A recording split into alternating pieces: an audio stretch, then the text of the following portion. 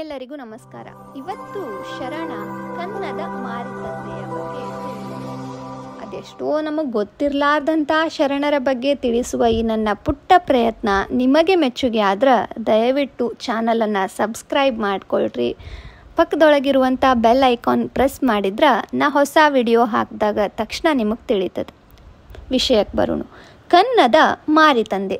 ಶಿವಭಕ್ತರಲ್ಲದವರ ಮನೆಗೆ ಕನ್ನ ಹಾಕುವುದು ಇವನ ಕೆಲಸ, ಅಂದ್ರೆ ಕಳು ಮಾಡೋದು. ಕನ್ನ ಹಾಕುವ ವಿಷಯ ಇವನ ವಚನಗಳಲ್ಲಿ ಬರ್ತದೆ.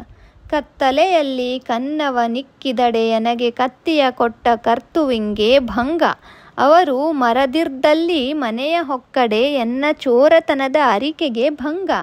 ಮರದಿರ್ದವರ ಎಬ್ಬಿಸಿ ಅವರಿಗೆ ಅವರೊಡವೆಯ ತೋರಿ ಎನ್ನಡವೆಯ ತಂದೆ ಎಂಬ ಇವನ ಈ ವಚನ ವೃತ್ತಿ ಧರ್ಮಕ್ಕೆ ವ್ಯತಿರಿಕ್ತವಾದ ವರ್ತನೆಯನ್ನು ಪ್ರಕಟಪಡಿಸ್ತದೆ.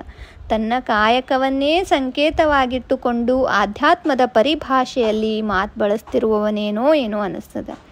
ಕನ್ನದ ಮಾರಯ್ಯನ ಹೆಸರಿನ ಜೊತೆಗೆ ಕನ್ನದ ಬ್ರಹ್ಮಯ್ಯನ ಹೆಸರೂ ಬರ್ತದೆ. ಕನ್ನದ ಮಾರಯ್ಯನ ಹೆಸರು ಲಕ್ಕಣ್ಣ ದಂಡೇಶನ ಶಿವತತ್ವ ಚಿಂತಾಮಣಿಯಲ್ಲಿ ಮಾತ್ರ ಬರ್ತದೆ. ಬಸವ ಪುರಾಣ, ಸಿಂಗಿರಾಜ ಪುರಾಣ, ಭೈರವೇಶ್ವರ ಕಾವ್ಯದ ಕಥಾಮಣಿ ಸೂತ್ರ ರತ್ನಾಕರ ಮೊದಲಾದ ಕೃತಿಗಳಲ್ಲಿ ಕನ್ನದ ಬ್ರಹ್ಮಯ್ಯನ ಉಲ್ಲೇಖ ಬರ್ತದೆ. ಲಕ್ಕಣ್ಣ ದಂಡೇಶ ಹೇಳುವ ಶಿವಶರಣನು ನಮ್ಮ ವಚನಕಾರನಾದ ಕನ್ನದ ಮಾರಿತಂದೆಯೇ ಎಂಬುದು ಪ್ರಶ್ನೆಯಾಗಿ ಕಾಡ್ತದೆ.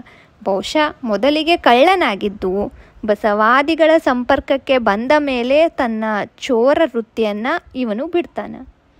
ಶರಣು ಶರಣಾರ್ಥಿ.